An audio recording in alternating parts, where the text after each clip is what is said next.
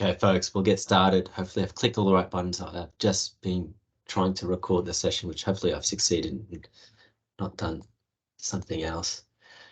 Look, thank you all for joining us. We will get started. So hello and welcome, and thanks for joining us for session 7 of the Rural Research Collaborative Learning Network, Research Education and Training Calendar Seminar. So I'm Dr. Alex Stevens. I'm the Director of Research at Northern New South Wales Local Health District, and I belong to one of the member organisations of the RR-CLaN. So today we're joined by an amazing team. We've got Dr. Kimberley Davis from Illawarra Shoalhaven Local Health District, who'll take the bulk of the presentation today, and also Dr. David Schmidt from the New South Wales Health Education and Training Institute, who along with I will guide us through a session on an overview of referencing software. To officially get us started, we acknowledge the traditional custodians of the lands and waters where we work and live. We acknowledge the traditional custodians' living culture, their connection to country, and their contribution to the life of this region. We pay our respects to the ancestors and elders of the region and to all Aboriginal people past, present, and future, and any Aboriginal people who may be joining us today. Welcome. In terms of housekeeping, just a little bit of housekeeping. So we've got a semi-decent attendance today, and in the efforts of trying to have a control session, we've muted your microphones. However, if you do have any questions, please feel free to use the chat function during the seminar and we'll endeavour to answer them. If we do get time, actually, at the end of the seminar, we'll open it up, we'll unmute you and in an effort to answer some live questions. So we are recording today's session for viewing at a later date. If you don't want to appear in the recording, just simply turn off your cameras. Now, it's my great pleasure to introduce you to today's presenters. We've got Dr. Davis, David Schmidt, and myself. So Dr. Kimberley Davis is a senior research clinician at Illawarra Shoalhaven LHD, and Kimberley completed her PhD in 2015 at the University of Wollongong School of Chemistry. So although a chemist by background, Kimberley was able to branch out into the biomolecular sphere, investigating the molecular mechanisms of tumour immortality during her PhD. Kimberley is now the clinical research sphere as part of the research operations team at Illawarra Shoalhaven LHD, and plays a key role in supporting and fostering high quality research throughout her organisation. Dr. David Schmidt is the Senior Program Manager, Rural Research at the Health Education and Training Institute. David is one of the coordinators of the Rural Research Capacity Building Program, which is a fantastic program and supports rural research education across the state. David comes from a physiotherapy background and recently completed a PhD on research capacity building in the rural health workplace. And I'd say David is one of the foremost experts in rural research capacity building. Excellent to have David with us. And I'm Dr. Alex Stevens. As I said, I'm the Director of Research at Northern New South Wales LHD. In this role, I've got overall responsibility for research ethics and governance operations, research development support, and also strategic engagement with the broader research ecosystem. Just a little bit about the overview of today's presentation. We're going to talk about referencing and why we do it. Kimberley will also cover what should and shouldn't be cited, speak a little bit about referenced versus plagiarized, also deciphering referencing styles, and then we'll cover the tools of the trade. So using software for referencing, and we'll provide examples of 3 fairly commonly and easily accessible software in the form of Mendeley, Endnote Web Online, and also Zotero.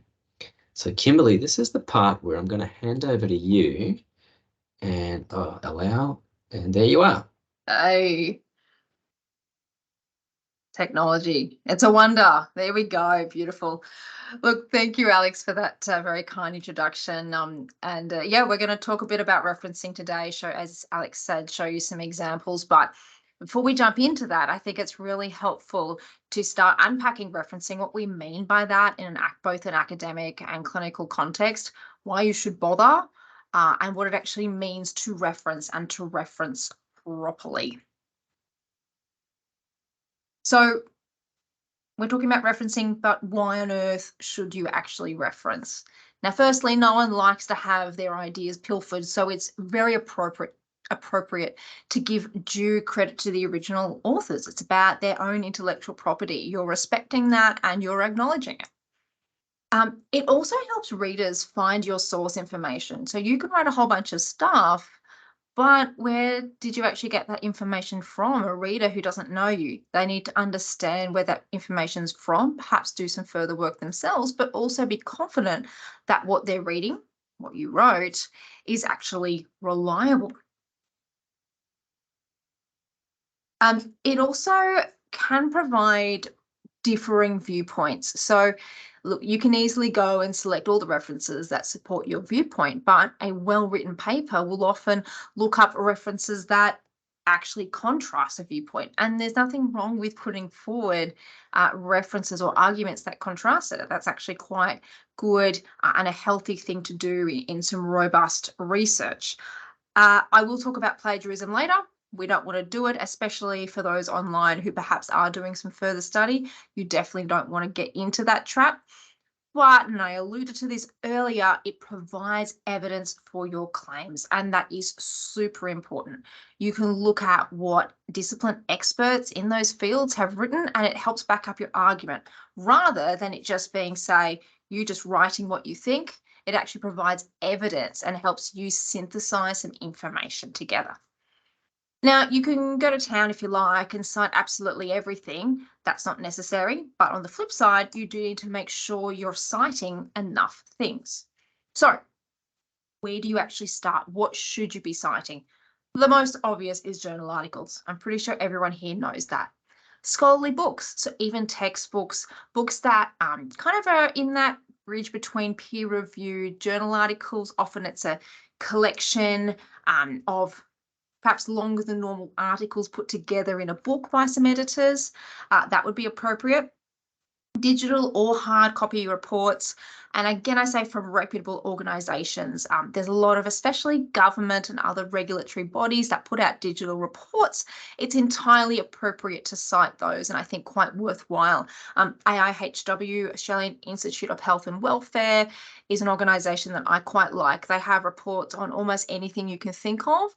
Very useful if you want to look up some overall stats, especially, for example, prevalence of a particular disease within Australia, the rates of it, maybe mortality, that sort of stuff.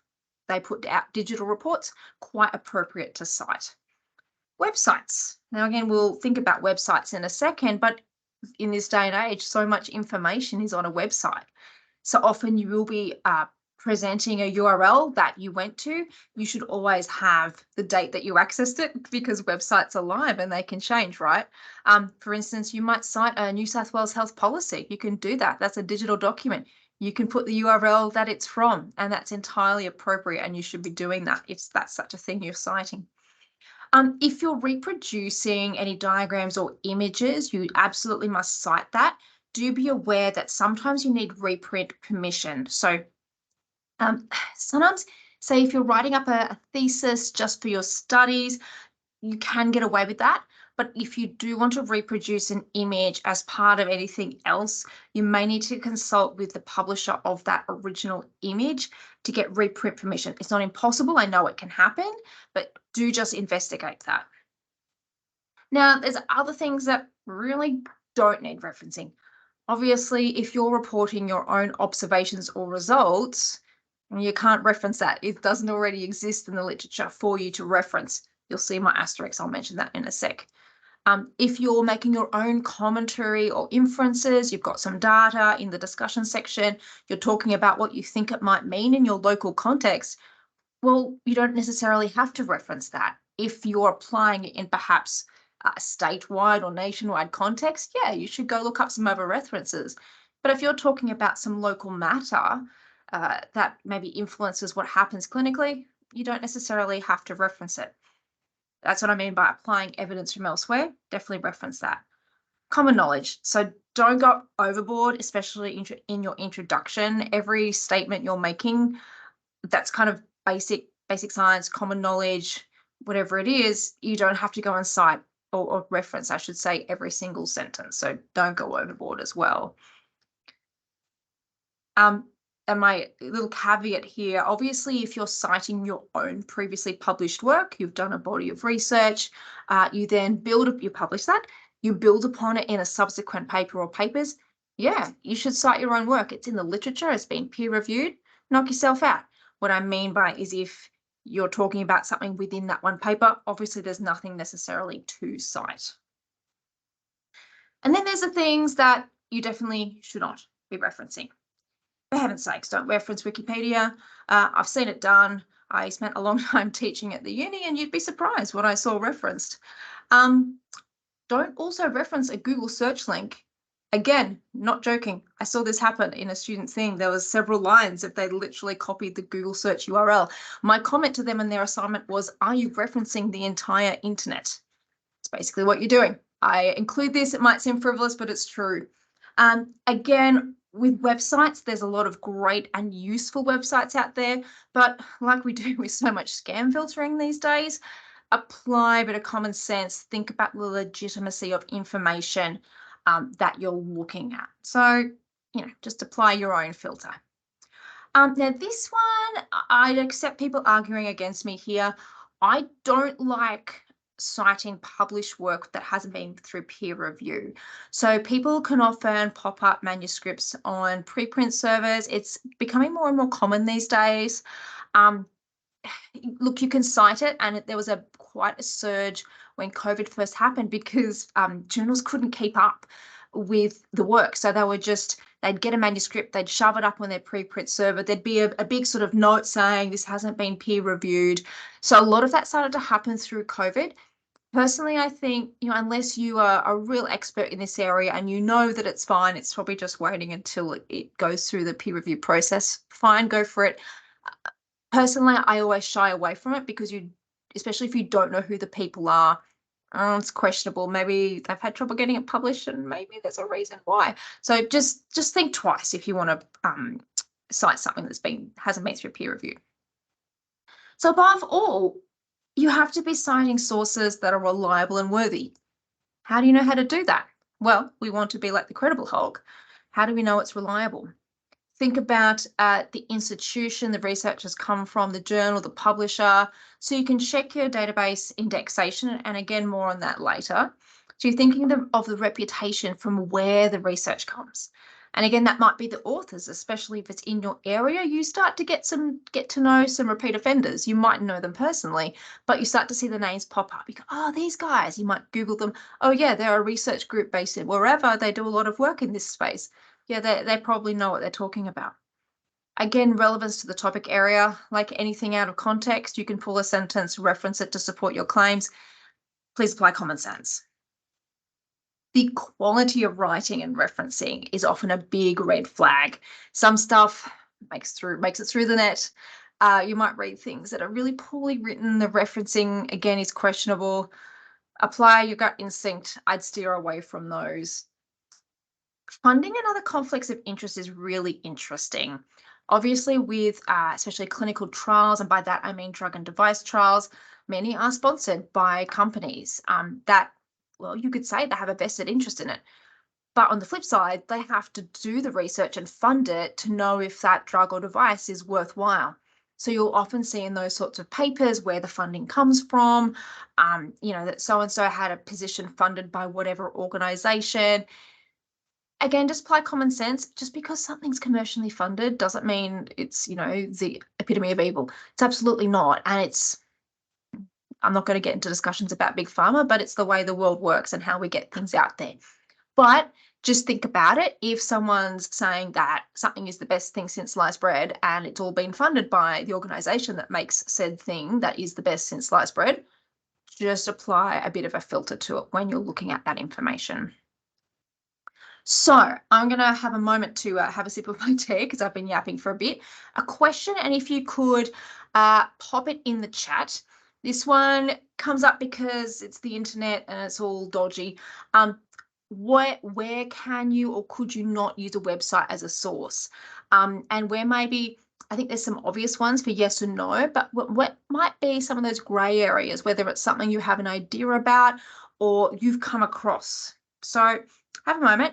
What can you use as a website as a source? and what sorts of things should go in there. Let's pop your answers in the chat.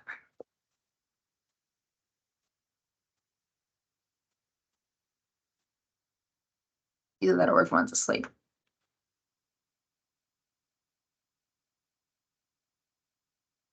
Yep. So Andrew said, yeah, position statements, guidelines, absolutely. So professional body. So that's really good, especially for clinical.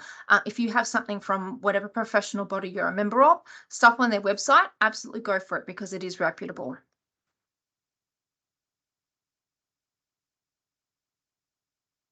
So kind of what some people are saying, yeah, peer reviewed. So even those online journals that are completely online only, actually most are these days, absolutely, that's fine. Government is a big one. Yeah, so Harsha said media pages. Absolutely. Now, this is something that's come up before in discussions on this. There's nothing wrong with citing someone's personal blog if, there's a big if here, if you're talking about consumer opinion, as Harsha says, or someone's personal opinion, if that's the context that you're writing about. But don't just go and reference someone's blog because you think it backs up what you're saying. So media pages are really interesting. For example, I was writing an article recently about COVID and I was looking up some information about some lockdown dates in Australia. I found some ABC News, some old articles online. It had the information I wanted. I figured, look, it's an ABC, should be reliable. So I cited that, and it was purely an online news resource. So media, again, apply your filter, can be biased, but especially if you do want to have something about current events, media websites, that's where it all is these days. So you can do that. Intranets are hard because they're not available for everyone. They're only within your institution. So unless you're getting like a document off there that is available elsewhere, I would steer away from citing your own intranet. Same thing, yeah, Jeff says company policies. Again, if it's something that's public facing, then yes, you can cite that. If it's internal policy, there could be, yeah, it could be difficult to cite something that isn't publicly available. Yeah, conference papers and presentations are a really good one. You can actually do that. Again, it hasn't been as rigorously peer reviewed as, say, a journal article, but you certainly can do that as well. So Andrew says social media. Ooh, now let's not talk about social media. That can be interesting. But yeah, if it's kind of like the sort of personal blog thing. If it's relevant to maybe a consumer perspective or something like that, yeah, I don't see why not. But again, just think about what you're doing it for and why. It would be very sort of niche purposes. So in general, I think you guys have all got the right idea. Official reports, government, industry bodies, that sort of stuff. Personal websites and businesses, unless it's for a specific thing you're saying, you know, so several organizations have this view, you know, unless it's something really specific, I would say steer away from it. Now, this one, in the interest of time, I'll keep going. If a paper is highly cited or in a high impact journal, does that automatically make it reliable? So first thing to understand is, of course, if it's recently published, citations take time to accumulate. People have to see it, they have to want to cite it, write their own article, get that article published.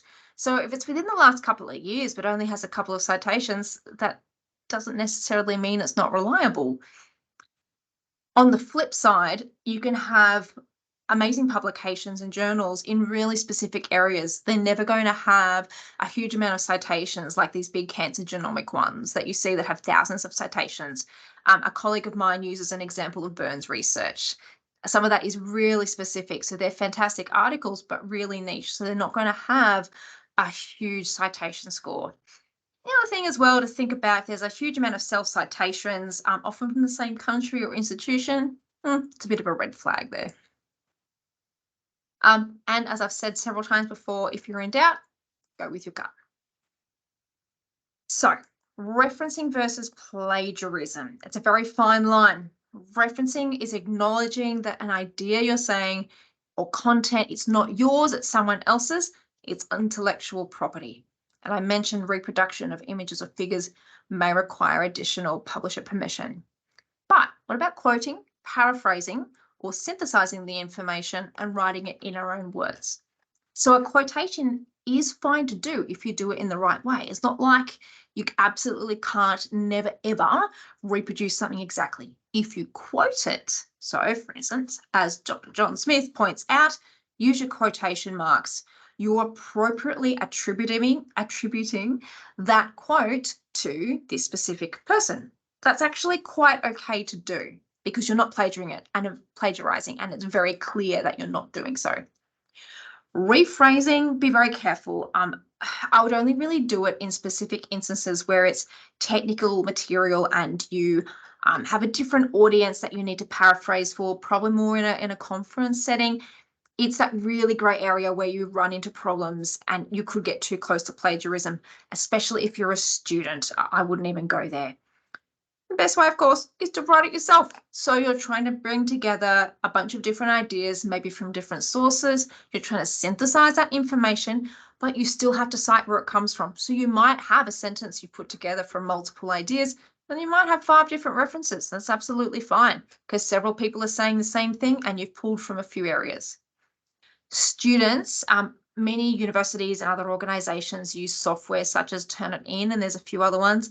If you don't know what that is, it scans through all the text and it picks up anything, not just entire phrases, but portions of phrases as well. It will go through your reference list, which is silly because obviously you can't not copy that. So your academic needs to turn that bit off or ignore it, but it'll look up even portions. So don't just think you can change a couple of words and you'll trick the software. You absolutely can't. Funny story, because I do like funny stories. I was teaching a master's subject. We designed a little prac based on some work I'd done. I was marking some stuff and they had a really high score for Turnitin, and I was a bit worried. I started reading through something and I went, gee, this sounds really familiar. Not particularly bright. They had decided to completely copy and paste and just change a couple of words of paragraphs from one of my own papers. I thought that was pretty dumb. Like, as dumb things go, that's pretty dumb, right? So yes, Turnitin picked it up. You know, don't do something as silly as that, but it does happen. So deciphering referencing styles. With referencing software, it often does this for you, but for those who aren't perhaps of an academic background, this is what it all means. So in a journal, you'll have your author, your date, which is your year, have an article title, journal title, and often it's abbreviated. So in your area, you'll start to get used to what they are. And then you've got your volume, your issue, and page. So all of that information should be unique enough for anyone who reads it to go and find that exact article that you're looking for. Books are very much the same. Author, year, what the book title is, and then instead of volume and issue, it's usually your publishing house. So both the name of the publisher and where they are, usually city. And then I mentioned these types of books earlier, which are more like a kind of compendium of different articles. And sorry, it's cut off the bottom here. Look for the word in. So it has the authors, the year, what the name of the article is, and then it has in, and that tells you that it's going to be in a book, what the book's name is, and then the pages of that article, so you know specifically what page range is the chapter people are looking for, and again, the publishing info. There's a link there that might be helpful, and we'll have these and we can hopefully distribute the slides later. And there's also a bunch of different referencing types as well. So what I just said was one particular style.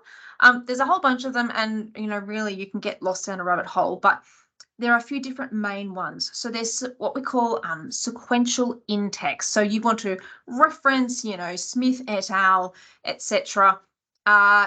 You'll have numbers and they're sequential. They're not sequential by alphabetical order. People are used to the Harvard referencing style. It's not alphabetical. It's just the order that they actually appear in the text. So you might be, in the first example there, 1 to 4, or you can have 1, 5, and 8. It doesn't matter.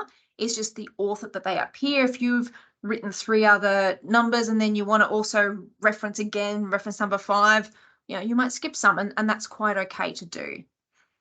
This is something that absolutely bugs me. Please be aware of where your punctuation is and where your numbers are. The amount of stuff I've marked with students doing this badly, it just makes me twitch. So if you're using numbers, make sure it goes outside your punctuation. So you can reference in this sort of second grade block down, methodologic guidelines for studies of etiology, comma, bracket, and there's your sequential numbers. Same thing at the end of a sentence, full stop, then your references. Now, the reason I say that is if you're doing parenthetical ones, so surname and year, so your classic Harvard referencing style, APA, they do it different. If you're going to have the surnames, the first example on the right here, they have end of the sentence, bracket, here's your author and year, close bracket, and then your punctuation mark. You can also do things where they say you're actually referencing the people, saying, you know, Smith and co-workers, bracket, year, state that or have previously shown. You can do that. You can't necessarily do that with numbering styles as well, but it does work quite nicely with the author's surname as well. And there's a bunch of resources on the internet to help unpack this as well. But this might all start to be getting a bit overwhelming. Don't worry, we're here to help because there's some software that will actually help you do it and make your life a lot easier. Now, when you select your journal type as well, your referencing type, what you choose will either be based on your discipline area, or if you're targeting a specific journal that you want to publish in, just double check your journal or author guidelines, something like that. And there'll be somewhere where it tells you what style they want. It's usually related to the discipline you're in. So for example, medicine ones tend to use AMA, which is numbered footnotes. Social sciences use APA, which is your author date. Health sciences use Vancouver, which is numbering. You know, why make it simple? We could just have all sorts of different ones. But ultimately, they're all variations of the same thing. So I wouldn't get caught up in the semantics of how it gets done. Like I said, seems confusing. Well, it doesn't have to be. What if it's not that hard at all? So cite while you write and save your sanity, because otherwise you will go slightly mad. Now, here I think, oh no, next slide. We're going to try again, another technical thing. So there's software that will help you curate your reference list. You absolutely cannot do research without it unless you do want to lose your mind. And there's Microsoft Word plugins for in-text referencing and formatting. Just pity people who did their theses before computers, because honestly, it would have been a nightmare. The other good thing is that as you start to come across papers, you can store them away. It becomes like your own personal database. So instead of searching the entire library for something, if you find a really good article, save it, you can search for it later. And the other good thing is you're not going to be there like a pleb typing everything out. You can import text files directly into your software and everything should magically appear. The best thing is that it manages all these referencing styles automatically. So you don't even have to worry about, oh, do I italicize this or number this? It does it for you, which is absolutely wonderful. So that's a whole lot, and I know it's a bit rapid, but that's sort of, I guess, your basic principles of referencing. We're now going to unpack 3 different types of tools that you can use. There will be different reasons why you might use each one. It might just because that's what you've used before, or you pick one, whatever it is. They all basically do the same thing, but in different ways. So I'm going to start with one called Mendeley. Now, let's see if this will work. Alex and David, let me know if this sound actually comes through. No, this is the one, Kimberley. I don't think the sound is working. Work. We'll try the next one, but you can speak through this one. So thanks, Alex. So what this is about is showing you how you can actually, you find an article you want to cite. Here's how you pull the information out. Come on. So you find an article. I've just gone to PubMed. There'll be something where it says cite. It'll be down the bottom or on the side. It gives you the text file there, but what you want to download is a text file. It might be, this one is NBIB. There's an RIS files depending on the software you use, but there'll be something that you're able to actually download that has the information. In Mendeley, once it's installed, it'll obviously just go straight into your downloads folder. You can import the file, and what it does then is it actually imports all that information.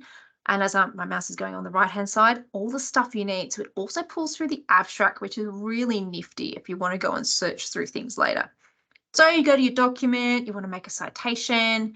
That plugin is under references, and I want to insert a citation. You can search by keyword. Usually I just go for the author. You select the paper you want because it's already uploaded into your library. Press OK. And it's not okay. Sometimes it takes you back there. Boom, there you go. There's your number. So it's actually really, really easy to do. You then want to insert your bibliography. So just pop your mouse wherever you want it to be, insert bibliography, and it formats it beautifully in whatever style you've got set. You can, if you look up the top in that sort of citations tool where the mouse was earlier, the style is currently Vancouver. That was the one I chose, but that's a drop-down box. So depending on what your journal is, you can absolutely just select whatever you want. So you can see that once you get used to it, that's a 1-minute job. I found a paper I want, download it, insert the citation, bingo. Now I've spotted a question in the chat, and thank you, Vani, for reminding me of this. So one of the reasons that I use Mendeley is because it's free, and in New South Wales Health, we like things that are free. So some institutions, for example, universities, often have institutional licenses for things like Endnote, but Mendeley is nice and free. Now, Brenda has said the same thing as another email I received earlier today. For some reason, Islid has decided that the plugin for Word is now no longer able to be installed. I got mine installed previously, but if you're trying to recently do it, getting that plugin installed, because apparently we all can't be trusted and I have to block everything. So Brenda, you're not the first person that's said that to me. So I think that's a separate discussion that people need to have with our IT. I don't know if other LHDs are finding the same thing. The bizarre thing is I'll let you install Mendeley. You have to log a ticket on Sarah. But why you can't install the plugin is absolutely baffling. So maybe Brenda, if you can flick me an email as well. Yeah, you're not the only one. So we'll investigate that as something on the side as well. But if you're not us, generally you can install the plugin and it should work. Now let's see if this next one works. Okay. So you might also want to format your references. So I showed you the minute version of how to go and actually import a reference from whatever database you're using, but now you want to actually format it. We're now going to practice adding in a citation and managing our bibliography. So here's a sample sentence that you might want to reference. When you install whatever referencing software you're using, whether it be Mendeley or Endnote, you will install some sort of add-in. For Mendeley, this is called Mendeley Citamatic, and you'll find it under the References tab on your top ribbon. So I'm going to press the obvious option to insert citation, and that'll bring up another window. You can search by keyword or author. I'm going to search by the first author. And there's my paper. Press enter. If you have multiple citations, you can add them all in here and it'll add extra numbers. So you might have a hyphen between numbers or comma, depending on how many references you're having in the one spot. For now, I just want one. I'll press enter again, and there's my reference number. Now, of course, importantly, we need to have a bibliography. So I'm going to go back up to the top ribbon and insert bibliography. And there it is. Now, the style, of course, is important. You'll generally find your style that you need to use listed on the author details in for the journal that you're using.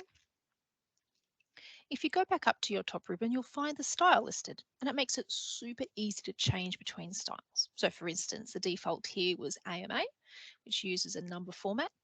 You might, however, need to use an author date format like APA 7. I click that, and all of a sudden it changes. Not only has the actual bibliography changed and the format of that, but it's also changed the citation. And remember, if you're using author date, that full stop would have to be at the end. You could choose something else, nature or MLA, whatever you need. There's one that's not listed here at the moment called Vancouver. It's quite common. So I'm going to add it in. So if I go more styles, that takes me back to Mendeley. I can search for it. And there it is, Vancouver. That's what I want. I'm going to say use this style. And that's now an option. It's changed it to the Vancouver formatting, which is a number in brackets, so not a superscript, slightly different again. However, it's now an option for me. One final thing. Mendeley does this little thing where it tells you the DOI or the address. Now, really in referencing lists, you don't typically want that, but one of the, I guess, the fallbacks or the drawbacks of Mendeley is that it doesn't have a huge amount of functionality to change these. But I've found a little workaround. So if I go back to Mendeley and I say, here's the paper I want, what I can do is this. Although I can't deselect URL and DOI from displaying, what I can do is move them. So I can highlight this, Control X to cut, and I don't want to lose that information. Oh, look, it's already there. Well, there's my DOI. I do the same thing because it's under DOI, and you'll find both URL and DOI you'll need to remove. I'm really duplicating the same thing 3 times here. However, if I move these out, it means it won't display them in my bibliography list. If I go back to my document now, if I've made some changes, maybe there was a typo, for instance, in an author name or the title, you can press refresh up on your top ribbon and it will remove it. Easy done. So as you can see, it's actually fairly easy to customize what you need.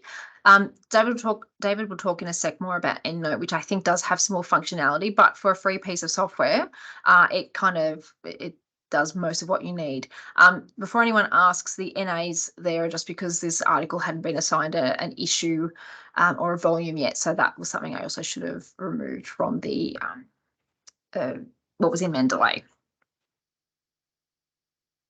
So the other thing that you can do is convert between libraries. So you might be working with collaborators that use different libraries. I'll probably skip through this, but just know that you can convert between them. There are certain ways of exporting what you have from one and importing it into another. So if you're working with someone who uses a different system, don't freak out. You don't have to redo everything. There'll be definitely instructions somewhere on the web that you can actually move those files and convert them as well. So there's a bunch of things I just found fairly quickly as well.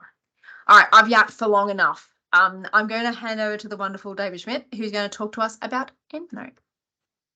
Thank you, Kimberley. And now I'm going to take control.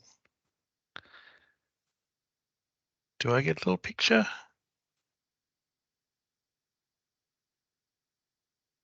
I've just stopped my control. I don't know if... Have you got control, David?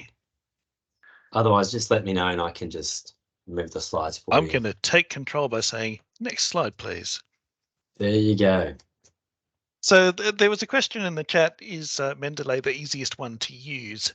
Look, we wanted to show you 3 different referencing softwares because everyone, different styles suit different people.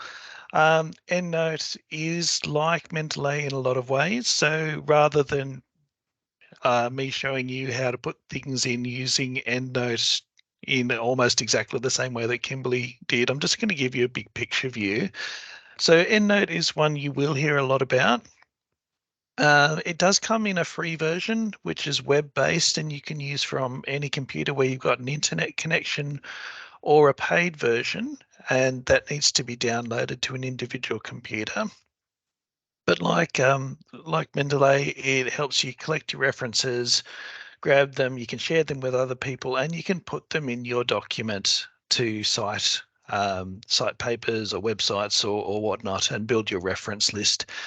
Now, in answer to that question, is Endnote the easiest one to use? Well, according to the people who make it, it's the best reference management tool. So just saw the question there, what version is available to students? Most if you're a student in a higher education qualification like a master's or whatnot, usually you can download the desktop version to your home computer. So I just wanted to highlight some of the differences between the free version and the desktop version. So the free version, and if you just go to myendnoteweb.com, you can sign up for the free version. It's called Endnote Basic. Sometimes it's called Endnote Online. Sometimes it's called Endnote Web. Sometimes it's a little confusing, but it answers to all of those names. As I said, you can access it from anywhere. Now, I've been using the free version since approximately the last ice age, because I haven't run out of space yet. You can have up to 50,000 references. I've only got 1,500. Like Mendeley, as Kimberley showed, there is the plugin which lets you interface Endnote with Microsoft Word. Now, there was that discussion that isn't letting other people download the plugin. Similar story in Western and in Southern.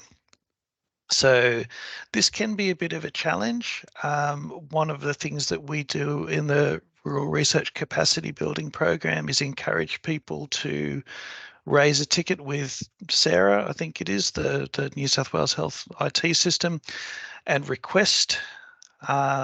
If we start to develop a real case for change by people requesting it, we might get somewhere.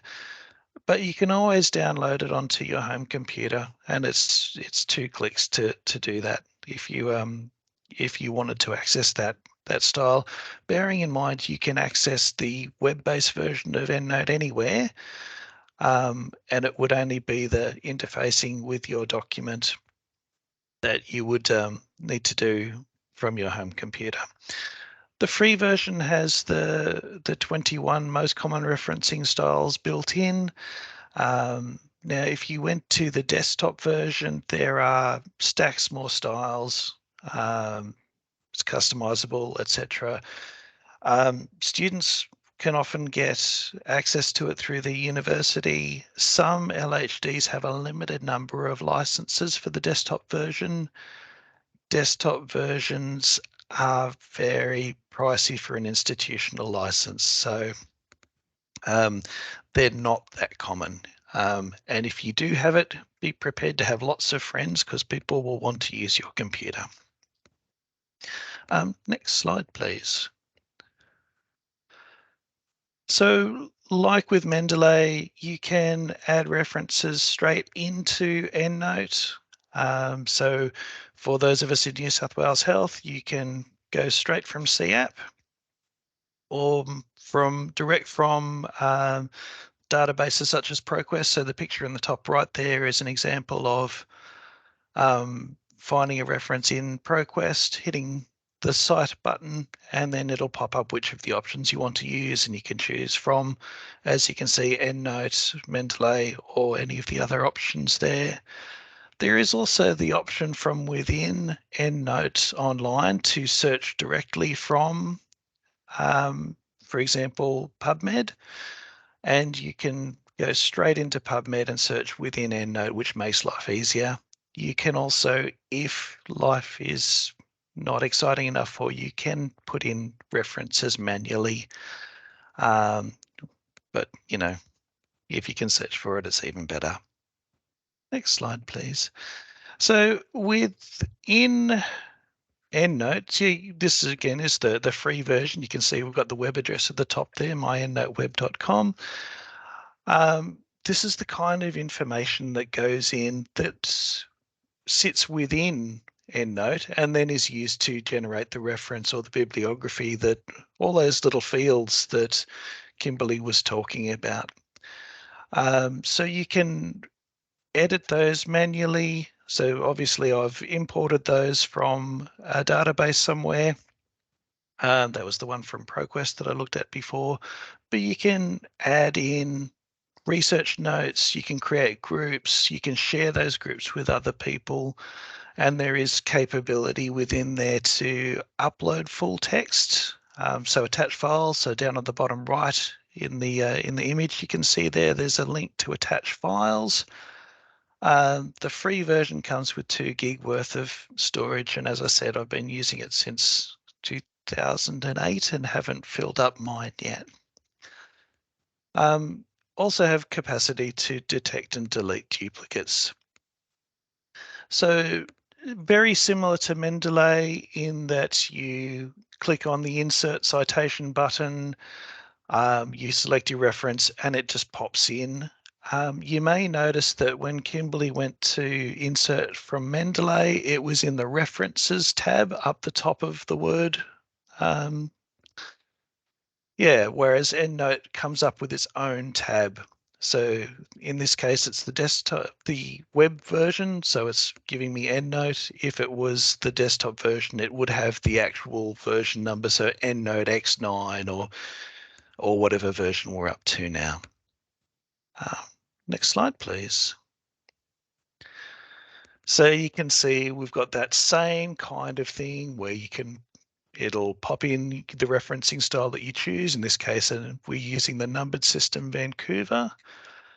And like Kimberley did in Mendeley, it is a matter of clicking from a drop-down menu just to change referencing style.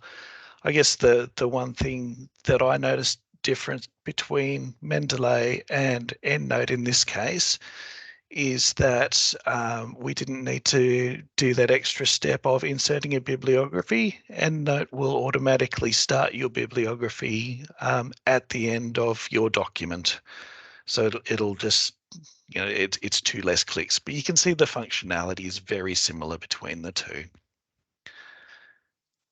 Next slide, and I think that's done. Quick question, do you need to back up a copy of Endnote libraries to prevent loss? I've never had an issue with that. You can download a copy of your bibliography as an Endnote file, which you can then re-upload if you like. The only time I've seen people run into trouble with their Endnote library is with the desktop version. So because I've mainly relied on the online version, I've not had that issue, and it's important to note that the online version and the desktop version sync with each other. So if, for example, you had the desktop version at home, you went into work, you did some literature searching from work or your local library, added references to your Endnote library, when you next opened up your desktop version of Endnote, they would sync together. I'm going to now throw to Alex to tell us about the third option, Zotero. Excellent. Thank you very much, David. Thank you, Kimberley. So I'm going to talk briefly about Zotero. We're kind of going to be visiting old ground. Like it's very similar to Mendeley and Endnote Web that David just described. It's just another option, I guess. So Zotero, free and easy to use referencing software. It's open source, meaning anyone can download it, use it, distribute it. Zotero even makes their source code available for people which are inclined to do that type of thing available. So it's developed by a global community, just like Mendeley and Endnote, designed to help users collect, organize, annotate, cite, and share research. And it's driven or led by a particular corporation for digital scholarship. It's a non-profit organization, and they seem to be involved in these types of initiatives. Zotero is very easy to download. Here I've included in the slides here a link to the download section. The most common type, I guess, is the version for Windows, but you can download it for other operating systems and platforms. Zotero comes with a connector, and that's a pretty powerful functionality that enables Zotero to connect to whatever web browser you're using. This one here is an image of the Chrome connector, but you can use other web browsers. And it allows you to essentially download references through your web browser. It's a particularly powerful functionality. Just a caveat around the installation and downloading of software. We implore you to respect the local processes of your organization. I think cybersecurity is really quite topical at the moment. It's very important to respect what your local organizations will do. I think invariably they'll have some reasoning behind it. It's not entirely obvious occasionally, sometimes, or very transparent. But we can't advise you to do anything else, right? And if for some reason you can't install whatever software you want, including referencing on your machine, the alternative, I guess, is to try and install on your own personal machine. And for referencing, it's not that bad, because once you've drafted your manuscript, you would essentially finish off by working on a personal computer to add the references. So like Mendeley I think you can get a plugin for Zotero, which allows you to interface the referencing software with whatever word processing software you're using. So the common ones here are Microsoft Word, LibreOffice, Google Docs. It is bundled with Zotero, so you don't need to do it separately for Zotero. If you do run into any issues, you have the possibility of reinstalling it. It does create powerful functionality supporting site on your right, creating and formatting and editing bibliographies. Because Zotero is supported by a global community, there's some pretty good resources and a couple of video guides have been developed for Zotero in Word and Zotero in OpenOffice. Getting stuff in your library is pretty simple. Again, you've got the options of doing it from your web browser. And so if you navigated to a particular website for a journal article and you've got the connector and Zotero open, on your navigation bar at the top, this is what I'm trying to describe in this image here, you'll typically get options that come up. So the icon of the little document there is basically what you click, and whatever article you might be on or whatever resource or source will get downloaded into your Zotero software. Zotero allows you to have libraries. You can have multiple libraries. Within libraries, you can have collections. Within collections, you can have other collections. It's up to you to figure out how you want to organize your references. You can import citations using the identifier. So there's an option to do that in Zotero. I've never done this, and you can insert it manually too, but I just wouldn't do it. Adding citations into your word processor or Word document is very similar to what we've covered before, so I won't spend too much time on it. Zotero, like Endnote Web, has its own dedicated tab within, for example, Word, and in there is how you navigate the different functionalities. So you can add citations. It brings up a dialog box. You just search for the citations, insert, add your bibliography. That pulls up this option here where you determine what the preferences are. So you can navigate through a series of preset referencing styles, or you can go search for some, and I'll go through that in a minute. And there are other different options that you can set, and that comes up. Referencing styles. So Zotero comes bundled with a number of preset ones, the most common ones like Vancouver, Science, Nature, whatever. If you can't find it, it's actually got a really good referencing style repository. Included the link to get there. This is kind of what it looks like, the landing page, and you can enter whatever you want. I hypothetically have just gone with bone and minerals, come up with 3 different options. You can have a look.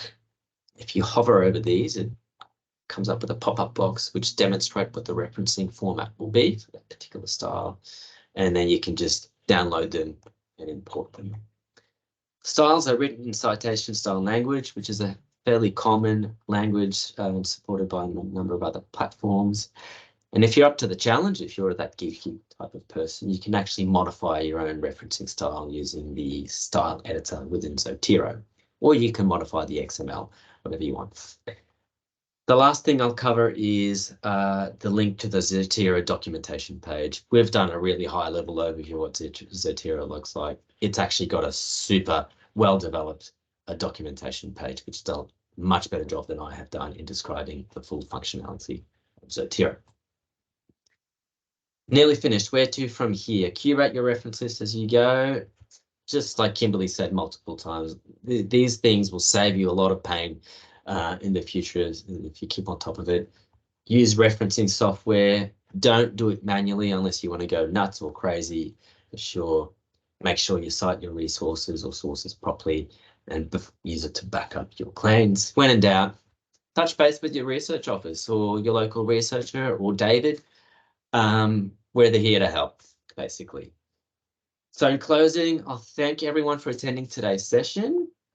Please come along to our next session, which will be on how to develop a research question. If you do have time, please complete the short evaluation survey. If you've attended sessions before, you've probably done one previously. Do it again. We want to know what we're doing well, and we want to know what we're not doing well. I will attempt to unmute people's microphones if I succeed in doing it. Sorry, meeting settings. And if anyone has questions, we can take some live questions. And one thing that we've talked a bit about is you can enter references manually, but why would you want to? The only time I was just thinking that you would do that is if, for example, it's like an online report that there is no like text file that you can download and import. So that's a bit painful. You have to do that, but you would only rarely do it if there was something specific that you wanted. Right, microphones are finally unmuted, finally got there. Has anyone got any questions? If you do, just put your hand up and we'll get to them in the order that you put your hands up. Please someone ask a question, since Alex went to all that trouble of unmuting everyone's mics. It's got to make it I worth do his it while. every session and I just do not have the memory to figure out how to do it. All right, sounds good. I think everyone's happy enough. So look, thank you all for attending today's session. Enjoy the rest of your afternoon and hopefully we'll see you for the next afternoon session. Thank you, David. Thank you, Kimberley. Excellent job.